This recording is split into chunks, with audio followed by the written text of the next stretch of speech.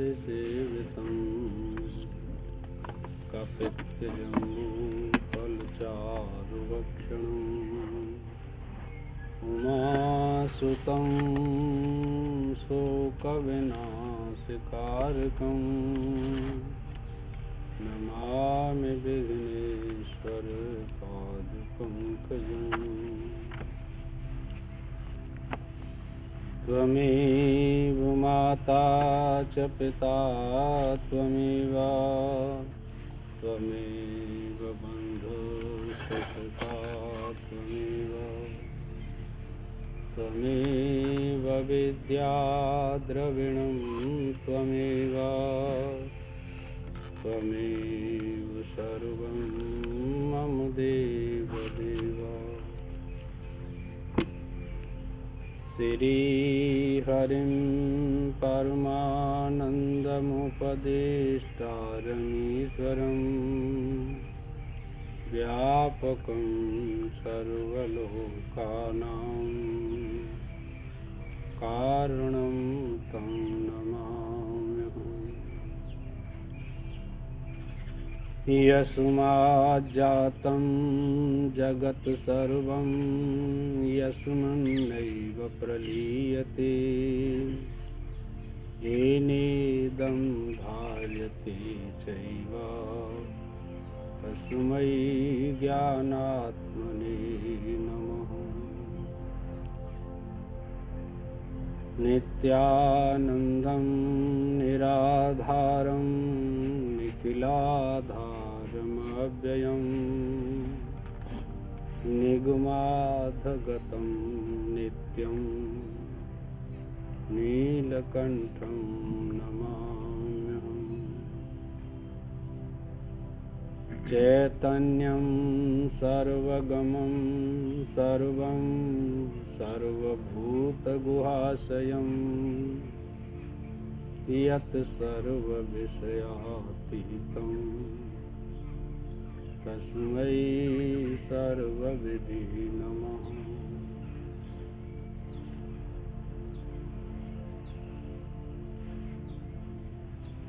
ओम।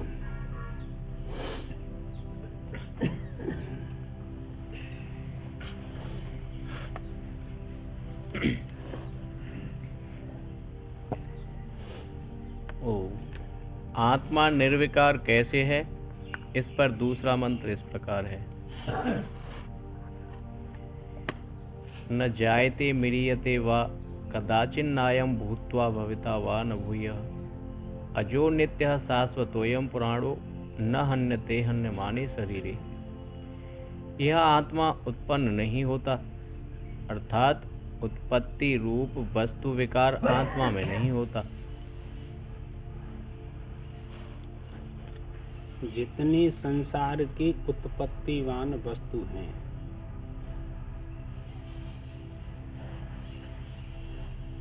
वो सारी वस्तुओं में 6 भाव विकार अवश्य रहते हैं, यह निश्चय करना चाहिए। लेकिन आत्मा अनुत्पत्तिवान है, उसकी उत्पत्ति नहीं होती। आत्मा शब्द से ब्रह्म लेना चाहिए, ईश्वर लेना चाहिए, परमात्मा लेना चाहिए।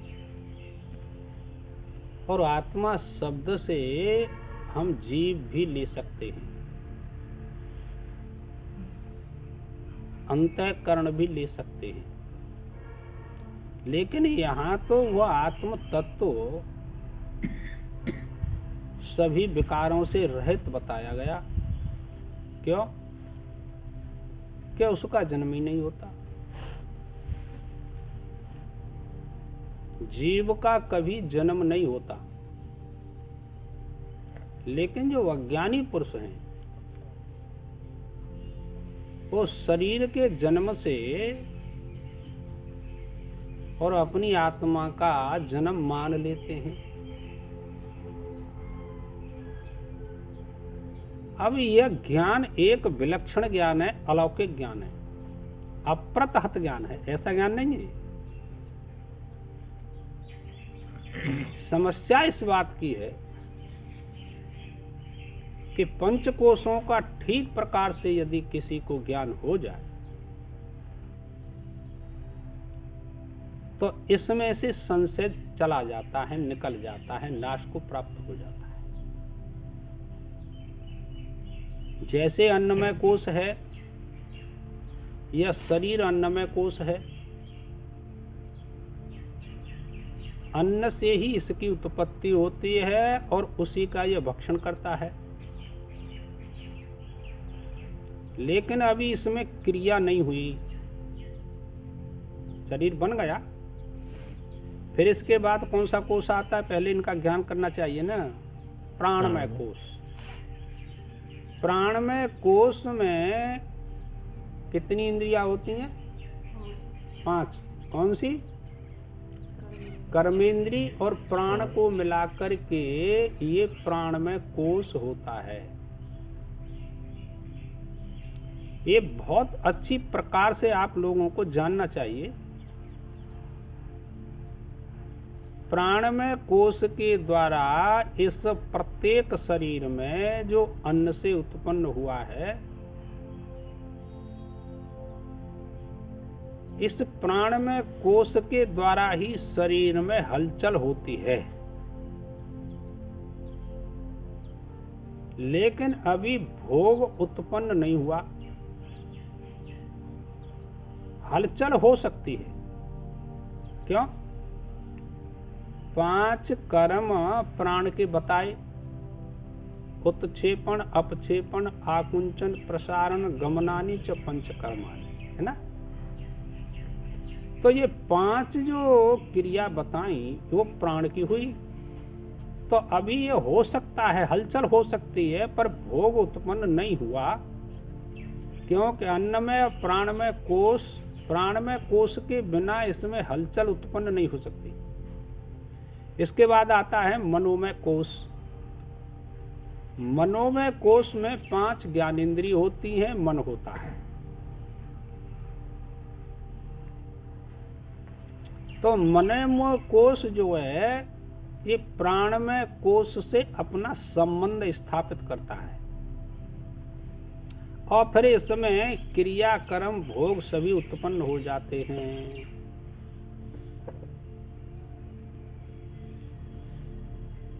फिर विज्ञानमय कोश होता है, तो उसको विशेष विज्ञान होता है।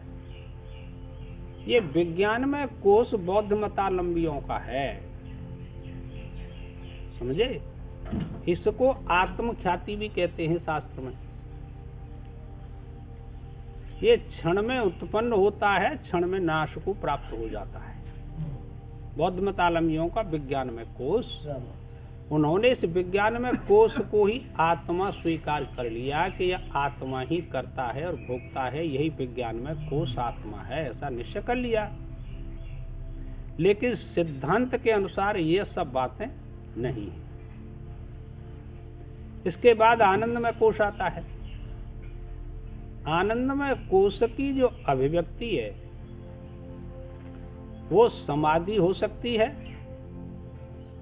और सुषुप्ति अवस्था भी हो सकती है।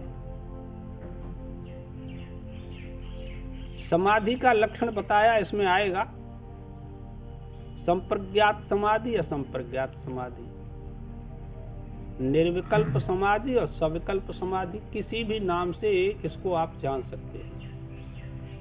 पर यहाँ तो हमको ये देखना है कि न जायते म्रियते वा कदाचिन, न तो आत्मा का जन्म होता है और न कहीं मरण होता है। अब आप ये विचार करें कि जन्म मरण सटूर में जहाँ आती हैं शास्त्रों में, जन्म मरण शरीर का होता है, भूख प्यास प्राणों को लगती है, सुख दुख मन को होते हैं। ये सारा समुच्चय है। जहाँ सारा समुच्चय होता है यहीं पर क्रिया कारक और फल भेद हुआ करते हैं, ये तात्पर्य निकला। लेकिन ये आत्मा न सुख दुख वाला है, न जन्म मरण वाला है और न भूख प्यास वाला है। यह एक अलौकिक अनिर्वचनीय तत्व है। कोई सामान्य तत्व थोड़ा ही है। जब तक चित्त में यह पुण्यों का प्रभाव नहीं होगा, यानी विशुद्ध अंतःकरण नहीं होगा, तब तक इस ज्ञान में आपकी बुद्धि आगे नहीं बढ़ सकती, किसी की नहीं बढ़ सकती। इसीलिए निष्काम भाव से और कर्म करते रहना चाहिए, तो आपका अंतःकरण, आपकी बुद्धि, आपकी इंद्रियां, आपका चित्त शुद्ध हो सकता है। तब ये बात समझ में आएगी कि जन्म तो हुआ नहीं और जन्म सा प्रतीत होता है। भगवान ने इसी गीता में ये बात बताई, जितने क्षेत्र हैं 84 लाख योनियां हैं, इनमें 3 प्रकार के जीव होते हैं। सबके शरीर में मैं ही विद्यमान हूं, मेरे से भिन्न कोई नहीं। मत्तः परतरम नान्यति किंचिदस्ति धनंजय, मेरे से भिन्न यत् किंचित कोई वस्तु नहीं अर्जुन, मैं ही हूं। श्रुति कहती है सर्वम खलम विदम ब्रह्मा, ये सब ब्रह्म का ही स्वरूप है ना। अब जब यह सब ब्रह्म का स्वरूप है, तो आप पढ़े लिखे हैं तो इसको निश्चय कर सकते हैं, यह मुख्य समानाधिकरण के अंतर्गत आता है कि बाद समानाधिकरण के अंतर्गत आता है कि एक समानाधिकरण के अंतर्गत आता है कि विशेषण समानाधिकरण के अंतर्गत, कौन से समानाधिकरण के अंतर्गत आता है कि सर्वम खलम विदम ब्रह्म मत्ता परतरम, कौन से के अंतर्गत आता है? बाद समानाधिकरण के अंतर्गत आता है। इतनी तो स्मृति होनी चाहिए।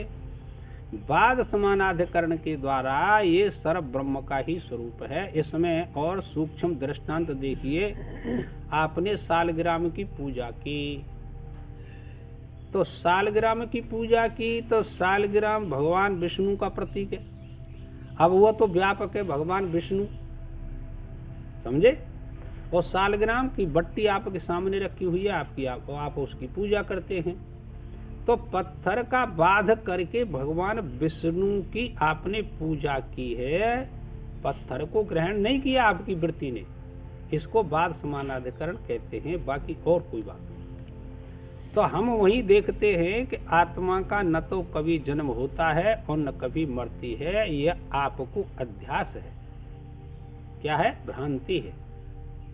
अब भ्रांति की निवृत्ति जब तक नहीं होगी, तब तक मनुष्य जीवन सार्थक नहीं हो सकता किसी का। तो भ्रांति किसके द्वारा निवृत्त होगी? कि शास्त्रों के द्वारा।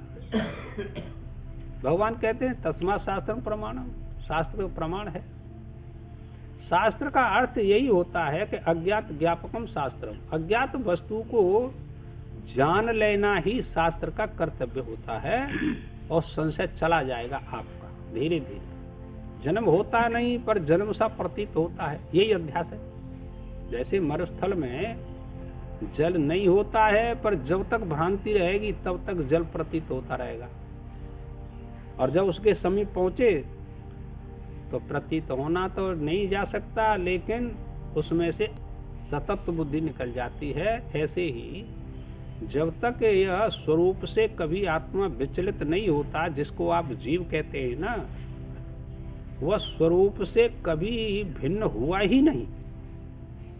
आत्मा जीव भाव में आया तब भी अपने स्वरूप में स्थित रहता है, और जब भ्रांति की निवृत्ति चली जाती है तब भी अपने स्वरूप में स्थित रहता है।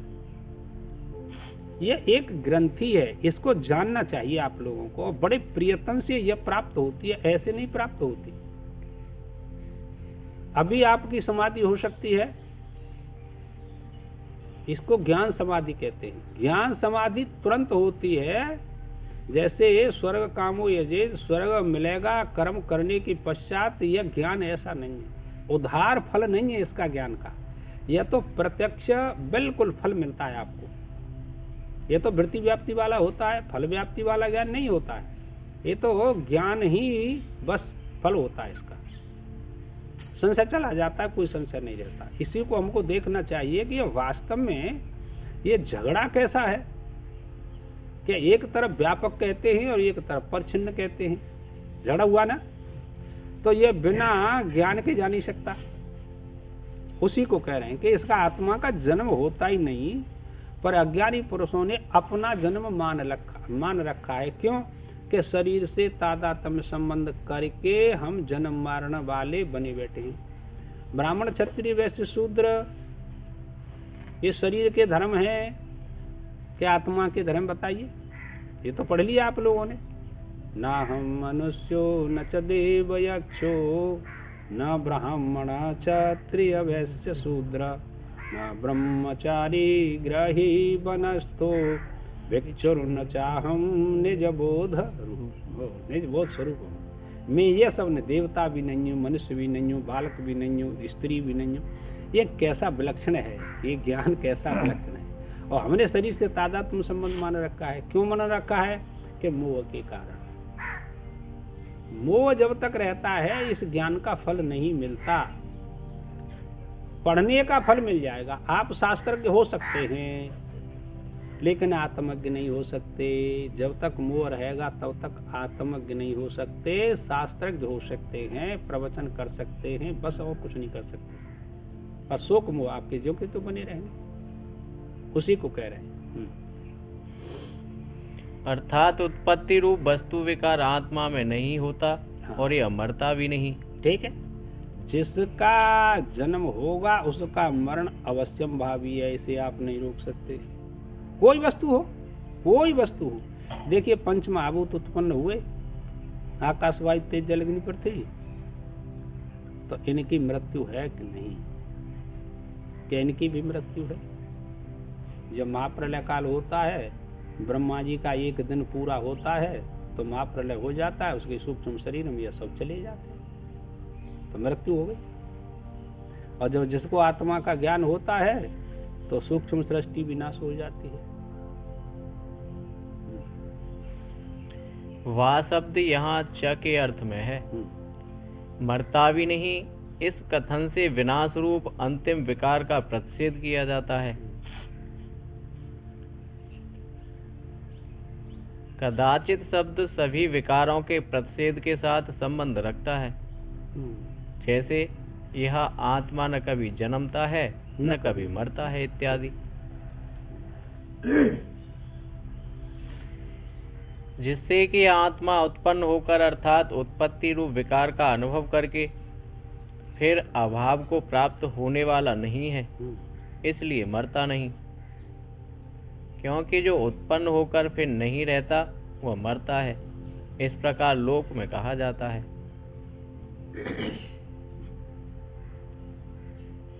व्यवहार सत्ता में ऐसा ही है। वाह शब्द से और न शब्द से यह भी पाया जाता है कि आत्मा शरीर की भांति पहले न होकर फिर होने वाला नहीं है, इसलिए यह जन्मता नहीं। क्योंकि जो न होकर फिर होता है वही जन्मता है, यह कहा जाता है। आत्मा ऐसा नहीं है, इसलिए नहीं जन्मता। पहला जो शरीर था आप लोगों का, उसमें भी आपको यह ज्ञान नहीं हुआ। प्रयत्न तो किया था आपने, थोड़ी भक्ति की थी पहले शरीर में, पहले जन्म में, लेकिन यह ज्ञान से आप वंचित रह गए। वही संस्कार ला करके आपको यहाँ खड़ा कर दिया संस्कारों ने, पुण्यों ने। अब जो आप प्रयत्न करते हैं, यदि प्रयत्न पूरा कर लिया आपने, प्रतिबंधों को पुरुषार्थ के द्वारा हटा दिया आपने, तो इस जन्म में आपको ज्ञान हो सकता है, इस शरीर में आपको ज्ञान हो सकता है, और फिर पुनः जन्म नहीं होगा। ये अपने पुरुषार्थ की बातें हैं, सब झाड़। किसी का इसमें किसी का कोई अस्तित्व नहीं, न कोई स्त्री, न कोई पुत्र, न कोई पिता, न कोई माता। अपना पुरुषार्थ काम देगा, याद रख लो। तुम कितना पुरुषार्थ करते हैं उतना ही फल मिलेगा आपको। तो ये पुरुषार्थ के लिए मिला शरीर, और पुरुषार्थ करते नहीं तो हम वंचित रह जाते हैं। ऐसा होने के कारण आत्मा अज है और मरता नहीं, इसलिए नित्य है। मरता नहीं है इसीलिए नित्य। अरे जन्म नहीं होता तो मरेगा कैसे? नित्य का क्या लक्षण बताया? भावत्वे सति अकारणत्वम नित्यत्वम। भाव रूप होवे और जिसका कोई कारण न होवे उसे नित्य कहते हैं, उसे चेतन कहते हैं, उसे अखंड कहते हैं, उसे सत कहते हैं, उसे चित कहते हैं, उसे आनंद कहते हैं। यद्यपि आदि और अंत के दो विकारों के प्रतिषेध से बीच के सभी विकारों का प्रतिषेध हो जाता है। हो जाता है। दो का अंत कर दिया तो सभी का अंत हो जाता है।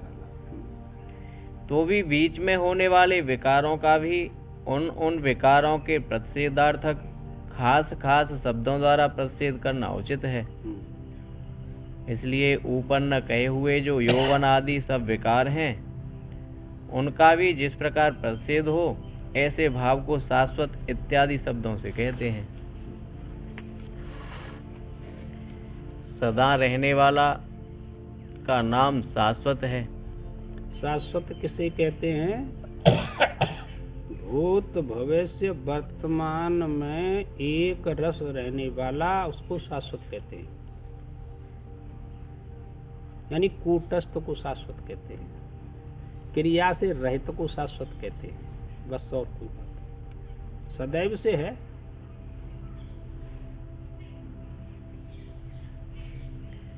शाश्वत शब्द से अपक्षय, क्षय होना, रूप विकार का प्रतिषेध किया जाता है, क्योंकि आत्मा अवयव रहित है। इस कारण स्वरूप से उसका क्षय नहीं होता। अब देख, अवयव रहित कह दिया, क्या समझे? अवयव रहित कोई और भी वस्तु हो सकती है कि नहीं हो सकती? बताया था। आकाश भी अवयव रहित है। और कोई हो सकती है?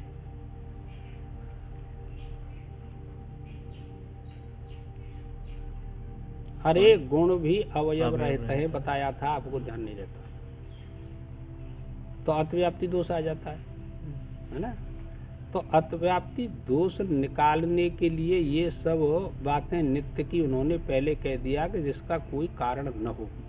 और आकाशकार गुणों का तो कोई कारण है, इसीलिए इसको हम नित्य नहीं कह सकते। अतिव्याप्ति दोष निकाल दिया गया।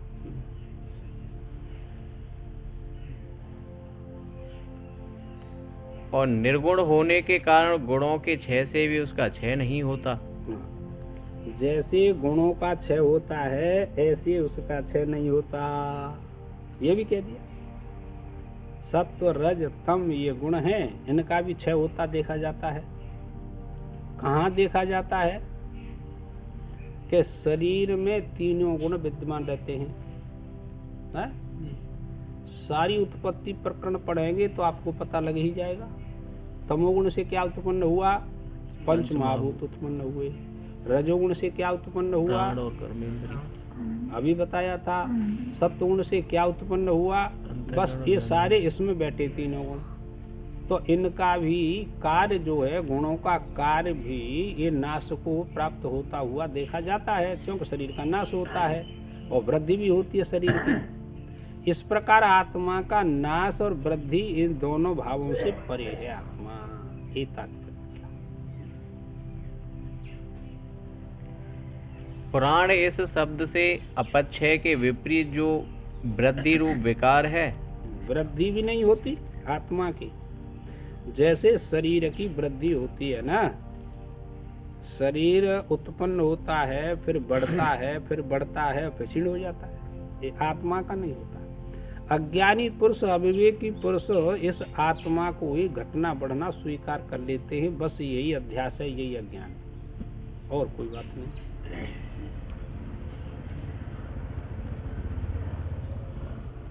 उसका भी प्रतिषेध किया जाता है। जो पदार्थ किसी अवयव की उत्पत्ति से पुष्ट होता है, हाँ, एक दूसरे की उत्पत्ति से यानी आपस में संयोग करने से पुष्ट होता है। तो न्याय वाले जो हैं, जो उत्पत्ति प्रकरण में किससे उत्पत्ति करते हैं? अणु परमाणुओं से उत्पत्ति करते हैं न्याय वाले और वैशेषिक वाले। तो वो पुष्ट हो जाते हैं, अणु परमाणु एक दूसरे से चिपकते हैं और पृथ्वी की उत्पत्ति हो जाती है, सृष्टि की उत्पत्ति हो जाती है। आत्मा इस कदर से उत्पत्तिवान नहीं है, ये था।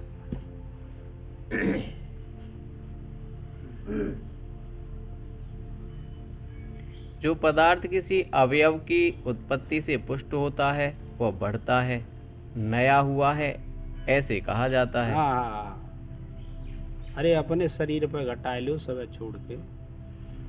पहले तो बाल्यावस्था थी, फिर कुमार अवस्था हुई, फिर जवानी अवस्था हुई, तो अवयव बढ़े शरीर में तो शरीर बढ़ा सा दिखाई देता है, पुष्ट सा दिखाई देता है ना। परंतु यह आत्मा तो अवयव रहित होने के कारण पहले भी नया था, अतः प्राण है, अर्थात बढ़ता नहीं, एक रस रहता है।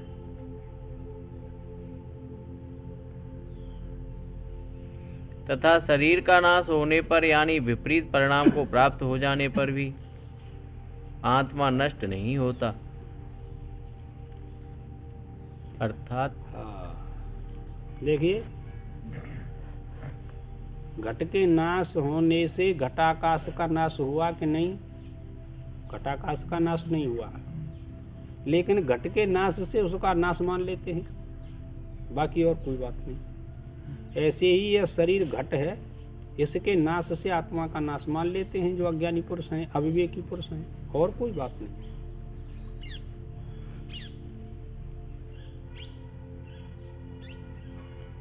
अर्थात दुर्बलता आदि अवस्था को प्राप्त नहीं होता, कमजोर नहीं होता।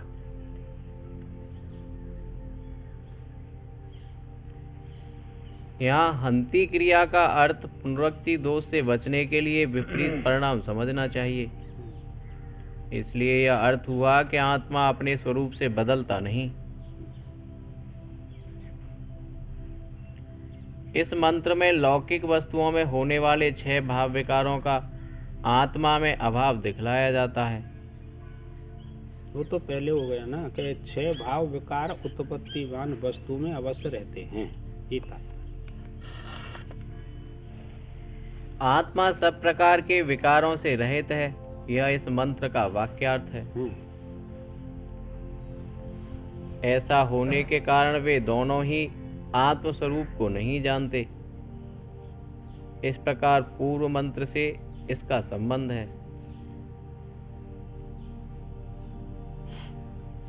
यह एनम वेत्य हंतारम, इस मंत्र से आत्मा हनन क्रिया का कर्ता और कर्म नहीं है। यह प्रतिज्ञा करके तथा न जायते इस मंत्र से आत्मा की निर्विकारता के हेतु को बतलाकर अब प्रतिज्ञा पूर्वक कहे हुए अर्थ का उपसंहार करते हैं।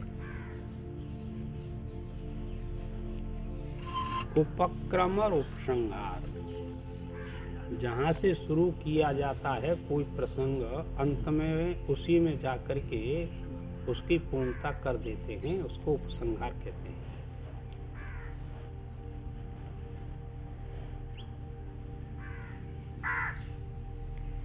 वेदा विनाशनम नित्यम एनज मव्ययम कथम स पुरुष पार्थ कम घातयत हंत कम।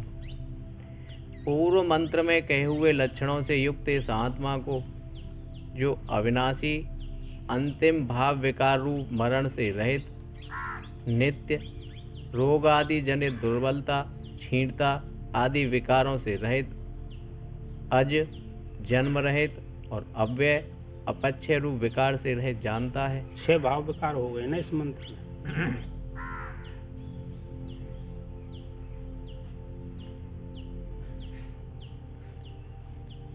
वह आत्म तत्व का ज्ञाता अधिकारी पुरुष कैसे किसको मारता है और कैसे किसी को मरवाता है।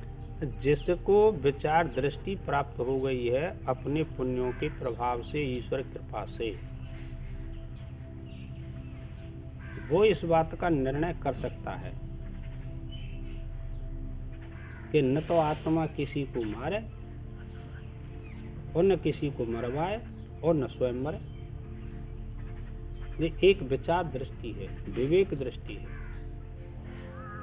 वही पुरुष इस संसार से छूट सकता है। वो विचार करना ही नहीं जानता वो, तो छूटेगा कैसे? शरीर को ही आत्मा मान सकता है, इंद्रियों को आत्मा मान सकता है, प्राणों को आत्मा मान सकता है, मन को आत्मा मान सकता है। चार बात तो इसी को स्वीकार करते हैं ना।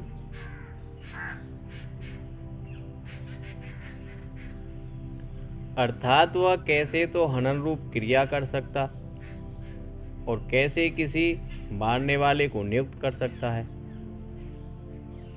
अभिप्राय यह है कि वह न किसी को किसी प्रकार भी मारता है और न किसी को किसी प्रकार भी मरवाता है। इन दोनों बातों में किम और कथम शब्द आपेक्ष के बोधक हैं। अपेक्षा करके ये बताते हैं अपना ज्ञान, क्योंकि प्रश्न के अर्थ में यहाँ इसका प्रयोग संभव नहीं। निर्विकारता रूप हेतु का तात्पर्य सभी कर्मों का प्रसिद्ध करने में समान है। इससे इस प्रकरण का अर्थ भगवान को यही इष्ट है कि आत्मवेत्ता किसी भी कर्म का करवाने वाला नहीं होता। अकेली हनन क्रिया के विषय में आक्षेप करना उदाहरण के रूप में है।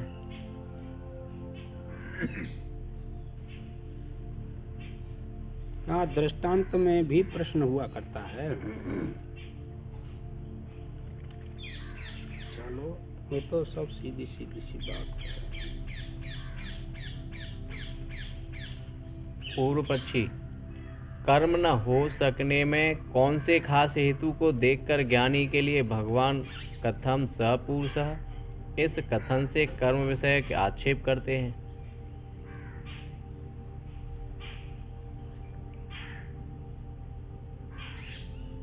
समाधान, पहले ही कह आए हैं कि आत्मा की निर्विकारता ही ज्ञानी कर्तृक संपूर्ण कर्मों के न होने का खास हेतु है।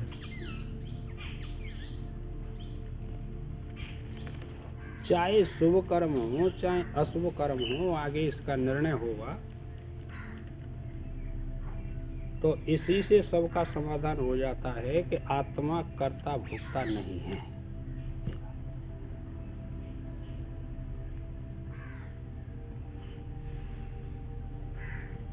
पूर्व पक्षी, कहा है सही, परंतु अविक्रिय आत्मा से उसको जानने वाला भिन्न है। अब दूसरा प्रश्न कर दिया, तुम्हारी आत्मा, बार बार तुमने यह कहा, पूर्व पक्षी कहता है कि आत्मा अकर्ता भोक्ता असंग कूटस्थ है, ये तो हमारी समझ में आ गया, लेकिन इस बात को जानने वाला कोई आत्मा से भिन्न ही तो होगा। आत्मा को तो जानने की आवश्यकता नहीं, तो जानने वाला कोई भिन्न होगा तो कोई दूसरा हो गया। आत्मा अक्रिय है, इसको आपने जाना तो जानने वाला कोई भिन्न और आत्मा उससे भिन्न। इसलिए यह ऊपर बतलाया हुआ खास कारण उपयुक्त नहीं है, क्योंकि स्थाणु को अविक्रिय जानने वाले से कर्म नहीं होते, ऐसा नहीं। ऐसी शंका करें तो अब ये शंका कर दें, स्थाणु में चोर दिखाई दे रहा है या भूत दिखाई दे रहा है और उसको जानने वाला उससे पृथक है। पूर्व पक्षी का प्रश्न है ये, समझे? ऐसे ही आत्मा तो भिन्न है, लेकिन उससे जानने वाला पृथक है, इसलिए तो वो तो कर्म करेगा और भोगेगा। समाधान, यह कहना ठीक नहीं, क्योंकि आत्मा स्वयं ही जानने वाला है। देह आदि संघात में जड़ होने के कारण ज्ञातापन नहीं हो सकता। ये ग्रंथि आकर के खड़ी हो गई, सूक्ष्म स्थूल ग्रंथि नहीं है, ये सूक्ष्म ग्रंथि है। जानने वाला केवल एक आत्मा है, ज्ञान स्वरूप एक आत्मा है और सब वस्तु जड़ हैं। कोई बताया था आपको? 3 बातें बताई थी, ध्यान है? सामर्थ्य के लिए कर्म वो नहीं पंडित जी, वो नहीं है, वो तो अलग को काम है, ये अलग को काम है। राग द्वेष से रहित वाली बात है। हाँ, 3 बातें बताई थी, उनसे ये बिल्कुल आत्मा अलग है। ठीक। चलो आएगा। अक्रिय आत्म स्वरूप चैतन्यिक रस में तो यह संसार नहीं है, ये बताया था, ध्यान है आपको। आभास अवस्तु है और आभास अवस्तु रूप है, और अहंकर्ता अहम भोक्ता ये जड़ है। तो पूर्व पक्षी कहता है कि ये तीनों बातें हमारी समझ में आई, पर ये बताओ फिर ये संसारित तो किस में सिद्ध किया जाए, ये संसार किस में है? ये है जड़ चेतन की ग्रंथि। 3 बातों को लेकर के मैंने बताई, आपको ध्यान नहीं रहता, बहुत सूक्ष्म ग्रंथि है। वही यहाँ पर कहा उन्होंने, आत्मा ज्ञान स्वरूप है और उससे इतर वस्तु वो सब जड़ है, वो ज्ञान कर नहीं सकती। अब कैसे ज्ञान करता है, कौन ज्ञान करता है इस बात का? विचार सागर में क्या दिया? बुद्धि में आवास जो पुण्य पाप फल भोग और गमनागमन सो करे नए चेतन में जो, ये कह दिया। जन्म मरण गमनागमन पुण्य पाप सुख खेद और निज स्वरूप में भान होए भ्रांति बखानी वेद, दोनों में से कौन सा अंगीकार करेंगे आप लोग? ये विचार सागर केंद्र यहाँ वही बात कह रहे हैं कि आत्मा ज्ञान स्वरूप है, दूसरी कोई वस्तु ज्ञान स्वरूप नहीं है। फिर इसको जानने वाला दूसरा आत्मा से भिन्न कौन है, ये बताओ, कौन जानेगा इस बात को? आभास सहित बुद्धि जानती है या और कोई जानता है? पर उसका उत्तर दिया, बताया था मैंने। चलो पढ़ो। ज्ञान गम्य वही जानता है, वही ये श्लोक नहीं पढ़ने।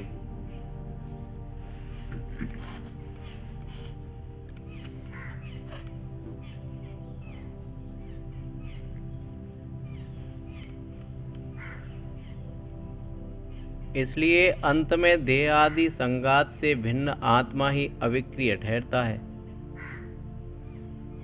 देहाद से अतिरिक्त आत्मा ही अविक्रिय क्रिया रहित ठहरता है, और कोई बात नहीं। और वही जानने वाला है। ऐसे उस ज्ञानी से कर्म होना असंभव है। अतः कथम स पुरुषः, यह आक्षेप उचित ही है। शंका तो ठीक किया है।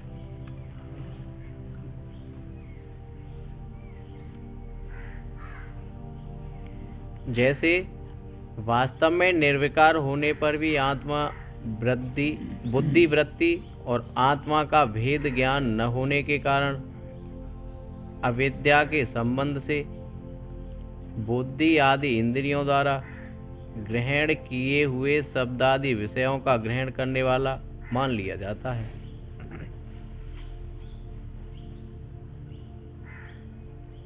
कितना विलक्षण ज्ञान है। अविद्या की वृत्ति है, बुद्धि इंद्री मन चित्त अहंकार, ये सब अविद्या की वृत्ति है ना। यह उस आत्मा के ज्ञान को, शक्ति को ग्रहण करती हैं, और सारे का सारा प्रपंच जो कुछ भी है आपकी बुद्धि में, आपके मन में है। अंत अविद्या कुछ है थोड़ा ही, आपका मन ही अविद्या है। बुद्धि अविद्या, इंद्रिय अविद्या, क्या करें?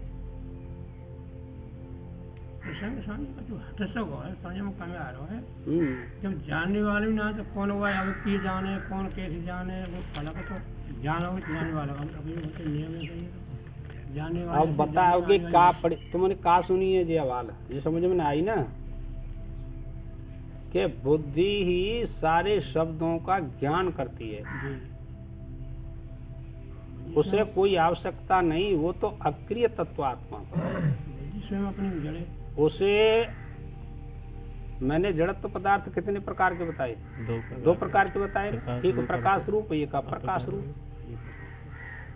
तो प्रकाश रूप कहने से दीपक जड़ है, लेकिन अन्य पदार्थों का प्रकाश करता है कि नहीं? तो बुद्धि भी जड़ है और अन्य पदार्थ भी जड़ है, तो बुद्धि उनका प्रकाश करती है। क्या समझे? आत्मा अलग रहती है। जड़त्व में क्रिया होती है। ये चुंबक लोहे को घुमाती है कि नहीं? अब उससे पूछा जाए चुंबक से कि तू इसको घुमाती क्यों है, उसने कहा मेरे को तो कोई मतलब ही नहीं किसी से। उसके सानिध्य में आएगा तो घूमेगा कि नहीं घूमेगा। ऐसे ही ये इंद्रियां, ये अंतःकरण उसके सानिध्य में जाएगा तो ये अपना काम करेगा पंडित जी। ये ग्रंथि है, ये अनिर्वचनीय है।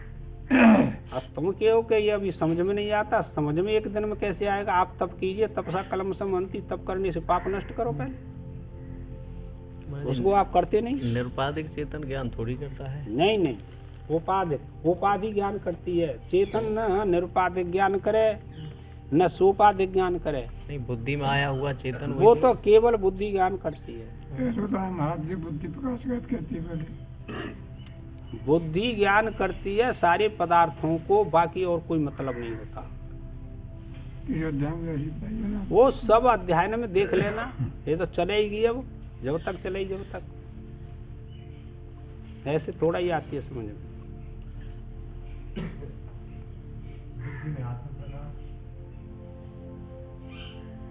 सारे पदार्थों का बुद्धि ज्ञान करती है और कोई ज्ञान नहीं करता है। उसे क्या लेना देना किसी से लेना।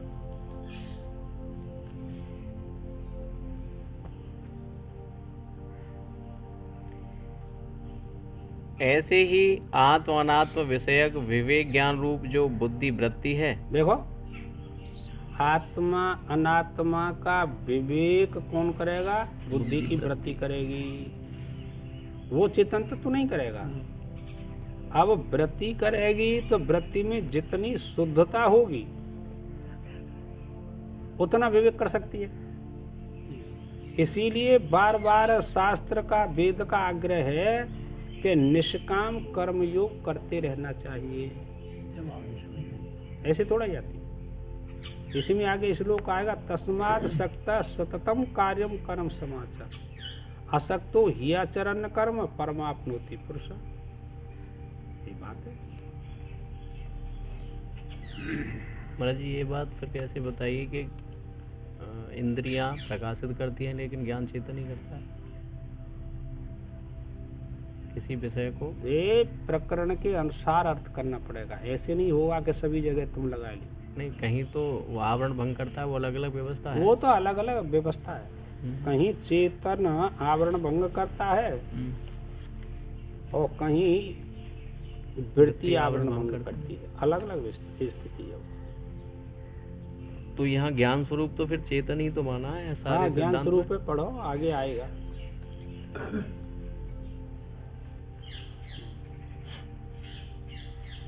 ऐसे ही आत्म अनात्म विषयक विवेक ज्ञान रूप जो बुद्धि वृत्ति है, जिसे विद्या कहते हैं, वह यद्यपि असत रूप है तो भी उसके संबंध से वास्तव में जो अविकारी है, ऐसा आत्मा ही विद्वान कहा जाता है।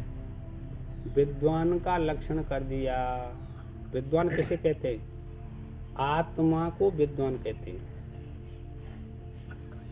बुद्धि उसके संपर्क से सारी ज्ञान करती है। और बुद्धि में जब तक राग द्वेष रहेंगे तब तक यह बात आप लोगों की समझ में स्थिति नहीं होगी। शब्दों से जान सकते हैं लेकिन आत्मज्ञ नहीं हो सकते। आप लोग कोई भी नहीं हो सकता जब तक बेकार रहते।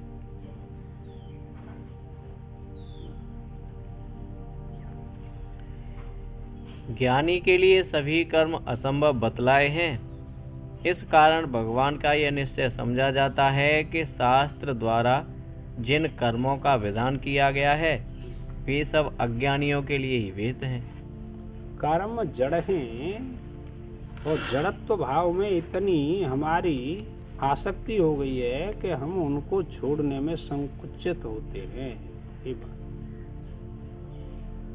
हम कह रहे हैं कि पहले तुम सकाम भाव से कर्म करना बंद कर दो, निष्काम भाव से कर्म करो, तो आपकी समझ में आ जाएगा कि यह वास्तविक बात क्या है। निष्काम भाव से कर्म करते किसी जन्म में तो आज ये ज्ञान हो जाता, मोह छूट जाता। तो मोह जब तक रहता है तब तक ज्ञान का फल प्राप्त नहीं होता लाला।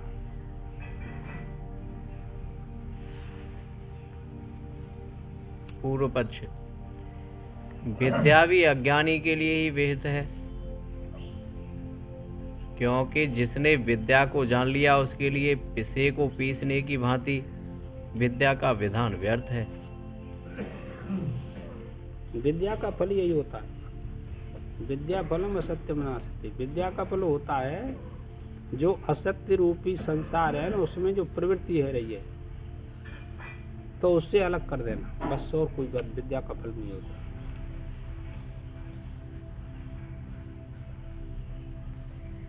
अतः अज्ञानी के लिए कर्म कहे गए हैं, ज्ञानी के लिए नहीं। इस प्रकार विभाग करना नहीं बन सकता। समाधान, अजय तो पूर्व पक्षी की बात नहीं। यह कहना ठीक नहीं, क्योंकि कर्तव्य के भाव और अभाव से भिन्नता सिद्ध होती है। अभिप्राय यह है कि अग्निहोत्रादि कर्मों का विधान करने वाले विधि वाक्यों के अर्थ को जान लेने के बाद अनेक साधन और उपसंहार के सहित अमुक अग्निहोत्रादि कर्म अनुष्ठान करने के योग्य हैं। मैं करता हूँ, मेरा अमुक कर्तव्य है। इस प्रकार जानने वाले अज्ञानी के लिए जैसे कर्तव्य बना रहता है, वैसे न जायते इत्यादि आत्मस्वरूप का विधान करने वाले वाक्यों के अर्थ को जान लेने के बाद उस ज्ञानी के लिए कुछ कर्तव्य शेष नहीं रहता। जो वेद के वाक्य हैं उनका कोई अर्थ ठीक प्रकार से जान ले तो फिर कर्तव्य शेष नहीं रहता, कर्म शेष नहीं रहता, उसके लिए कोई कर्तव्य नहीं। विचार सागर में दिया है, यही चिन्ह अज्ञान को जो माने कर्तव्य, सोई ज्ञानी सुगढ़ना। जाकू नहीं कछु भवितव्य, कुछ रहता ही नहीं।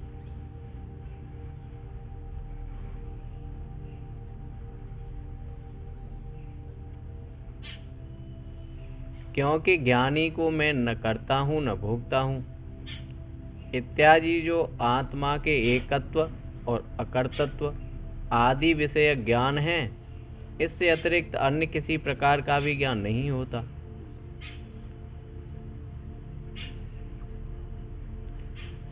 इस प्रकार यह ज्ञानी और अज्ञानी के कर्तव्य का विभाग सिद्ध होता है। जो अपने को ऐसा समझता है कि मैं करता हूँ, उसकी यह बुद्धि अवश्य होगी कि मेरा अमुक कर्तव्य है।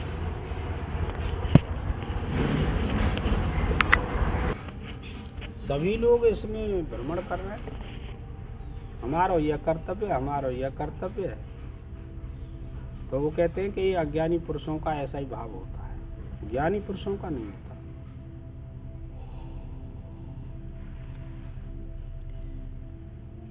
उस बुद्धि की अपेक्षा से वह कर्मों का अधिकारी होता है। बुद्धि की अपेक्षा है ना शुभ कर्म करने के लिए, तो वही अधिकारी होता है। हाँ, उसकी बुद्धि तो तद्रूप हो गई, तद बुद्धि तदात्मा तन्निष्ठा तत्परायण। तो अब कर्म कौन करेगा, तुम बताओ। अच्छा एक बात बताओ, कर्म में प्रवृत्ति दो भावों को लेकर के होती है। एक तो होती है फलेच्छा को लेकर के, और एक होती है अहंकार को लेकर के। और ज्ञानी के दोनों बात रही नहीं, न तो करता तो अभिमान रहा, इतना यज्ञ किया, इतना दान किया, इतना तप किया, ये सब भाव चले जाते हैं, और फलेच्छा बिल्कुल चली गई। तो फिर वो कर्म किसके लिए? तो ज्ञान में दोनों बात नहीं रहती, और ये दोनों बात में से एक भी रहेगी किसी के पास में, तब तक आत्मनिष्ठा का फल नहीं मिल सकता। निष्ठा फल देती है, ये तात्पर्य। उस बुद्धि की अपेक्षा से वह कर्मों का अधिकारी होता है, इसी से उसके लिए कर्म है। अब तो फैसला कर दो। और बुद्धि की अपेक्षा करके ही कर्म करते हैं सभी, बिना बुद्धि के कर्म नहीं कर सकते। ये अभी आपको विचार नहीं हुआ। मन के द्वारा कर्म करते, बुद्धि के द्वारा कर्म करते हैं, ये सारी कर्मों की जो स्थिति है ये अविद्याकृत ही है। आत्मा तो अकर्ता ही रहता है। जब मन न रहे, बुद्धि न रहे, इंद्रियां न रहें, फिर आप क्या कर्म करेंगे?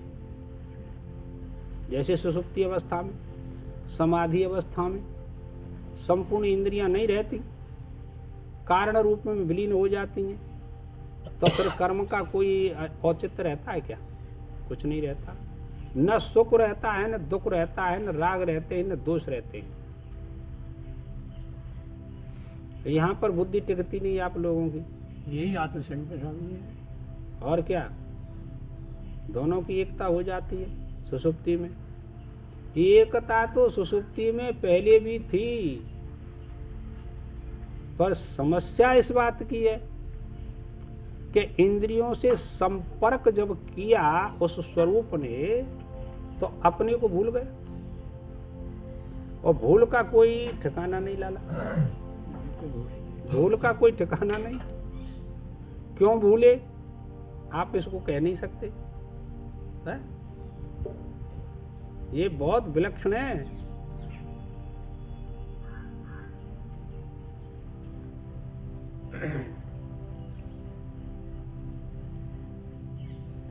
कैसा विलक्षण तत्व है। और जब सुषुप्ति में चला गया तो एक ही भूत हो गए। सतासों में तदा संपन्न भवति, श्रुति तो ये कहती है। किसी इंद्रिय से उसका कोई संयोग नहीं रहता, इंद्रियों का उससे कोई संयोग नहीं रहता, और उसी को योग कहते हैं। संयोग संबंध का वियोग करना योग होता है, बस, और कोई योग नहीं। इसको ज्ञान योग कहते हैं। और वह तो न विजानीतः, इस वचन के अनुसार वही अज्ञानी है। ये दोनों नहीं जानते। वो तो दो वचनी क्रिया हो गई, ये दोनों नहीं जानते। कौन दोनों नहीं जानते? मैं मारा जाऊंगा, बस, दोनों नहीं जानते। मेरे को हानि हो गई, मेरे को लाभ हो गया, ये अज्ञानी पुरुषों का विषय है, ज्ञानी पुरुषों का नहीं। क्योंकि पूर्वोक्त विशेषणों द्वारा वर्णित ज्ञानी के लिए तो कथम स पुरुषः, इस प्रकार कर्मों का निषेध करने वाले वचन हैं। सूत्राम यह सिद्ध हुआ कि आत्मा को निर्विकार जानने वाले विशिष्ट विद्वान का और मुमुक्षु का भी मुमुक्षु हो, विद्वान हो, उसी को मुमुक्षु, उसी को विद्वान कह सकते हैं जो आत्मा के वास्तविक स्वरूप को जान गया है और उसमें तल्लीन रहता है, वही विद्वान होता है। विशिष्ट विद्वान का और मुमुक्षु का भी सर्व कर्म संन्यास में ही अधिकार है। ठीक बात। इसलिए भगवान नारायण ज्ञान योगेन सांख्यानाम कर्म योगेन योग नाम, इस कथन से सांख्य योगी ज्ञानियों और कर्मी अज्ञानियों का विभाग करके अलग अलग दो निष्ठा ग्रहण करवाते हैं। हाँ। ज्ञानियों की सांख्य योग की निष्ठा होती है, योगियों की कर्मयोग की निष्ठा होती है। किसी भी प्रकार मान लीजिए आप लोग। ऐसे ही अपने पुत्र से भगवान वेद व्यास भी कहते हैं कि ये दो मार्ग हैं इत्यादि। दो ही मार्ग है, एक ज्ञान मार्ग और एक कर्म मार्ग, दो ही मार्ग हैं वेद शास्त्रों में। तथा यह भी कहते हैं कि पहले क्रिया मार्ग और पीछे संन्यास। पहले क्रिया मार्ग यानी पहले निष्काम कर्म करो उस आत्मा को जानने के लिए, और फिर ज्ञान प्राप्त करो। इसी विभाग को बारंबार भगवान दिखलाएंगे। जैसे अहंकार से मोहित हुआ अज्ञानी मैं करता हूँ ऐसे मानता है, तत्ववेत्ता मैं नहीं करता ऐसे मानता है। दोनों का संक्षेप में उत्तर दे दिया। अज्ञानी क्या मानता है और ज्ञानी क्या मानता है। तथा सब कर्मों को मन से त्याग कर रहता है इत्यादि। कौन रहता है? ज्ञानी पुरुष रहता है। सर्व कर्माणि मनसा संन्यस्यास्ते सुखम वसी। मन से संपूर्ण कर्मों को त्याग।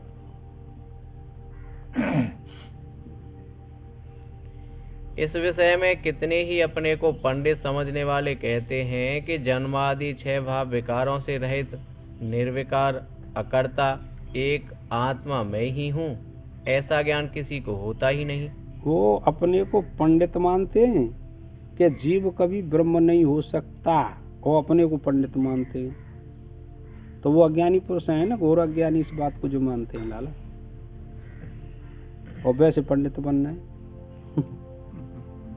मोक्ष प्रतिपादक शास्त्र व्यर्थ हो जाएगा, वेद की श्रुतियां निरर्थक हो जाएंगी। ऐसा ज्ञान किसी को होता ही नहीं कि जिसके होने से सर्व कर्मों के संन्यास का उपदेश किया जा सके। यह कहना ठीक नहीं, क्योंकि ऐसा मान लेने से न जायते इत्यादि शास्त्र का उपदेश व्यर्थ होगा। उनसे यह पूछना चाहिए कि शास्त्रोपदेश की सामर्थ्य से कर्म करने वाले मनुष्य को धर्म के अस्तित्व का ज्ञान और देहांतर की प्राप्ति का ज्ञान होता है, उसी तरह उसी पुरुष को शास्त्र से आत्मा की निर्विकारता, अकर्तृत्व और एकत्व आदि का विज्ञान क्यों नहीं हो सकता? इसमें क्या हुआ? सारे ज्ञान धर्म का ज्ञान आप नहीं जानते कि धर्म क्या वस्तु है, ठीक है? तो वो कहते हैं कि धर्म का ज्ञान, धर्म से उत्पन्न होने वाला फल, ये सब शास्त्र बताते हैं। शास्त्र पढ़ करके धर्म का ज्ञान होता है, उसके फल का ज्ञान होता है, उसकी क्रियाओं का ज्ञान होता है। शास्त्र पढ़ करके हुआ नहीं कि शास्त्र पढ़ के हुआ ज्ञान, तो फिर आत्मा का ज्ञान क्यों नहीं होगा भाई शास्त्र पढ़ करके? तुम्हें ऐसा क्यों कहते हैं कि शास्त्र पढ़ करके ज्ञान नहीं होगा? ये आपका कथन प्रलाप है केवल। यदि वे कहें कि मन बुद्धि आदि कारणों से आत्मा अगोचर है, इस कारण उसका ज्ञान नहीं हो सकता। अब देखिए,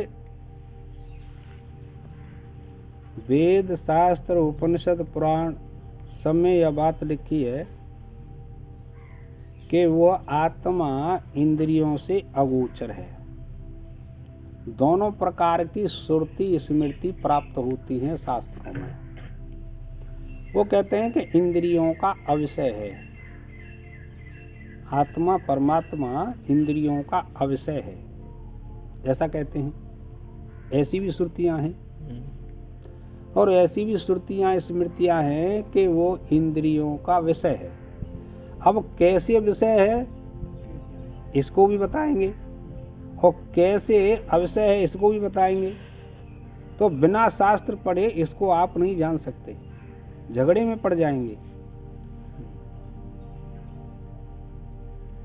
तो यह कहना ठीक नहीं, क्योंकि मन के द्वारा उस आत्मा को देखना चाहिए, यह श्रुति है। अल्लेव साहब कह दे ना, अब वही कह रहे इंद्रियों से अगोचर है।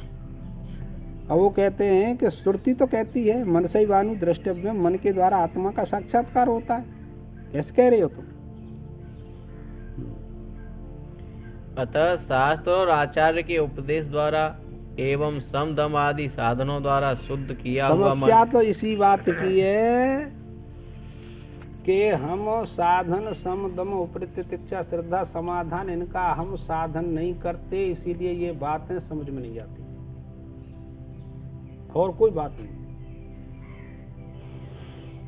जब इनका पालन करने से फिर इंद्रियों में शक्ति आती है उस आत्मा के ज्ञान को प्राप्त करने के लिए, शुद्ध हो जाती हैं इंद्रियां, तो इस ज्ञान को ग्रहण कर लेती हैं कि शुद्ध मन ही उस आत्मा को जानता है। तुलसीदास ने लिखा, निर्मल मन जन सो मोहि पावा, मोहि कपट छल छेद्रन। देखो, बालक की तरह अपना मन बना लो आप लोग। बालक को माता बता दिए तेरा पिता है, तो छल कपट रह करके तर्क नहीं करता। वो बच्चा तर्क नहीं करता कि यह पिता है कि कोई दूसरा है। माता ने बता दिया उसको निश्चय कर लिया। ऐसे ही शास्त्र आचार्य ने बता दिया कि तू आत्मा है, तो इसमें छल कपट क्या, राग द्वेष क्या, निश्चय कर लिया। पर निश्चय वही करेगा जिसने समदम उपरितया श्रद्धा समाधान इन साधनों का पालन किया है, सब थोड़ा कर लेंगे। समदम आदि साधनों द्वारा शुद्ध किया हुआ मन आत्म दर्शन में करण साधन है। ले सा मन एव मनुष्याणाम कारणम बंध मोक्ष, मन ही बंधन का कारण। विषयों में आसक्त है मन तो बंधन का कारण, और विषयों की आसक्ति छोड़ दी तो मोक्ष का कारण। इस प्रकार उस ज्ञान प्राप्ति के विषय में अनुमान और आगम प्रमाणों के रहते हुए, आगम प्रमाण, वेद प्रमाण, अनुमान प्रमाण, 6 प्रमाण आए न, प्रत्यक्ष, अनुमान, शब्द, उपमान, अर्थापत्ति, अनुपलब्धि, वो कहते हैं अनुमान प्रमाण है।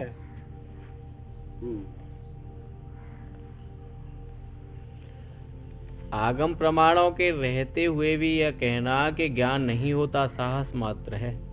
हाँ, उसने शास्त्र के ऊपर अपनी बुद्धि लगाई। ये मूर्खों का है प्रश्न। यह तो मान ही लेना चाहिए कि उत्पन्न हुआ ज्ञान अपने से विपरीत अज्ञान को अवश्य नष्ट कर देता है। जैसे प्रकाश अंधकार को नाश कर देता है, उसी प्रकार से यह ब्रह्म विद्या रूपी ज्ञान आपके मोह रूपी अज्ञान को नष्ट कर देता है और अपना प्रत्यक्ष करा देता है। वह अज्ञान मैं मारने वाला हूँ, मैं मारा गया हूँ, ऐसे मारने वाले दोनों नहीं जानते। इन वचनों द्वारा पहले दिखलाया ही था, फिर यहाँ भी यह बात दिखलाई गई है कि आत्मा में हनन क्रिया का कर्तृत्व, कर्मत्व और हेतुक कर्तृत्व अज्ञान जनित है। आत्मा निर्विकार होने के कारण कर्तृत्व आदि भावों का अविद्या मूलक होना सभी क्रियाओं में समान है, क्योंकि विकारवान ही स्वयं कर्ता बनकर अपने कर्म रूप दूसरे को कर्म में नियुक्त करता है कि तू अमुक कर्म कर। 3 गुण है ना प्रकृति के। सांख्य मतावलंबी प्रकृति को स्वतंत्र मानते हैं, समझे, लेकिन सिद्धांत स्वतंत्र नहीं मानता, इतना भेद है। तो सिद्धांत कहता है कि अविद्या मात्र स्वभाव ही कर्म लिप्यते, अविद्या मात्र स्वभाव ही कर्म करता है, लिपामान होता है, आत्मा असंग रहता है, बस और कोई बात नहीं। सुतराम ज्ञानी का कर्मों में अधिकार नहीं है, यह दिखलाने के लिए भगवान वेदा विनाशनम कथम सपुरुषः इत्यादि वाक्यों से सभी क्रियाओं में समान भाव से विद्वान के कर्ता और प्रयोजक कर्ता होने का प्रसिद्ध करते हैं। न तो विद्वान कर्म करता है न कराता है, किसी से फैसला कर दिया। ज्ञानी का अधिकार किसमें है, यह तो ज्ञान योगेन सांख्या नाम इत्यादि वचनों द्वारा पहले ही बतलाया जा चुका है। वैसे ही फिर भी सर्व कर्माणि मनसा इत्यादि वाक्यों से सर्व कर्मों का संन्यास भगवान कहेंगे। पूर्व पक्षी, उक्त श्लोक में मनसा यह शब्द है, इसलिए मानसिक कर्मों का ही त्याग बतलाया है, शरीर और वाणी संबंधी कर्मों का नहीं। प्रश्न कर दिया कि शारीरिक, और देखिए 3 प्रकार से कर्म होते हैं, मन से, वाणी से, शरीर से, और उसने प्रश्न ही कर दिया कि शरीर से कर्मों का त्याग बताया, मन से कब बताया त्याग, वाणी से कब बताया, प्रश्न कर दिया और उसका उत्तर देंगे। समाधान, यह कहना ठीक नहीं, क्योंकि सर्व कर्मों को छोड़कर इस प्रकार कर्मों के साथ सर्व विशेषण है। सर्व विशेषण यह सूचित करता है कि तीनों प्रकार से होने वाले कर्मों का त्याग बता दिया। सर्व कर्माणि मनसा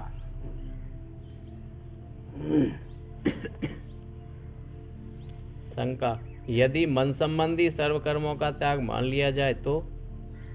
समाधान, ठीक नहीं, क्योंकि वाणी और शरीर की क्रिया मनोव्यापार पूर्वक ही होती है। चाहे वाणी में क्रिया हो, चाहे शरीर में क्रिया हो, वो मन के द्वारा ही होती हैं। मन पहले संकल्प करता है सूक्ष्म रीति से, और फिर उनका तादात्म्य संबंध होता है, और सारे कर्म होने लग जाते हैं। मनोव्यापार के अभाव में उनकी क्रिया बन नहीं सकती। हाँ, न शरीर काम कर सकता है और न वाणी काम कर सकती है, अकेला मन काम करता है। स्वप्न अवस्था में कोई इंद्री रहती है क्या? केवल मन काम करता है, सब रचता है अकेला, इतनी सामर्थ्य है वहाँ। शंका, बोलो सदगुरुदेव भगवान की जय। ओम